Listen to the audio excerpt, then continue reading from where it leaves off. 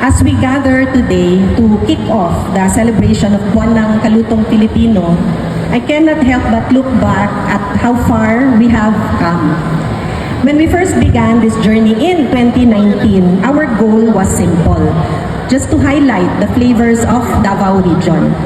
But over the years, this event has transformed into something much more profound. It has become a sanctuary for the stories of our people. We are no longer just celebrating the dish on the plate, but we are honoring the hands that made it possible.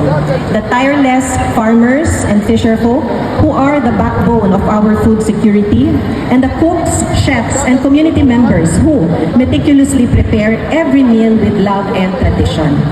This celebration has evolved yet again. It has become a vital platform for storytelling and sustainability, reminding us that food is an essential thread in our social, economic, historical, and even spiritual heritage. It is the language through which we understand our past and connect with our neighbors. Today, we want to highlight about a specific kind of wealth. The kind that used to grow right outside our kitchen windows. My generation and the ones before it, the backyard was our first introduction to flavor. We didn't just see the trees as shade. They were our playgrounds and our snacks. I remember the literal high of climbing a kainito tree to find the best fruit, or the simple joy of picking guava, iba, and balimbing straight from the branch. We grew up with the heavy, versatile kamansi and rimas and the refreshing crunch of tambis. These were staples of our youth. They weren't exotic. They were home. Now we ask a question. How many of these are still familiar to the younger generation?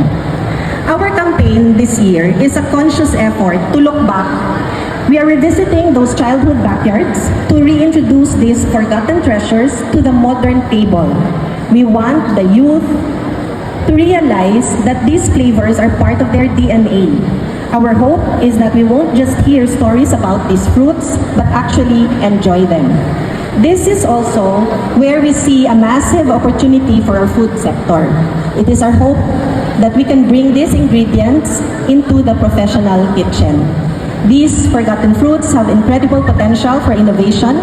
By incorporating them into modern menus and products, we aren't just creating a new dish. We are preserving a legacy. This will help these flavors find a permanent place at a modern Filipino dining table. Let's work together to make sure that the next generation doesn't just remember these fruits by name but by taste.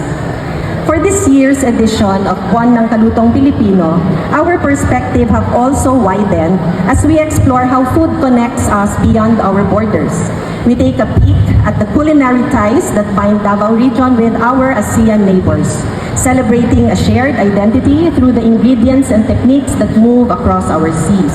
Ultimately, we endeavor to go beyond gastronomy and make this celebration serve as a tool to educate and a platform to reach out and help uplift the lives of those, especially in our rural areas across the region.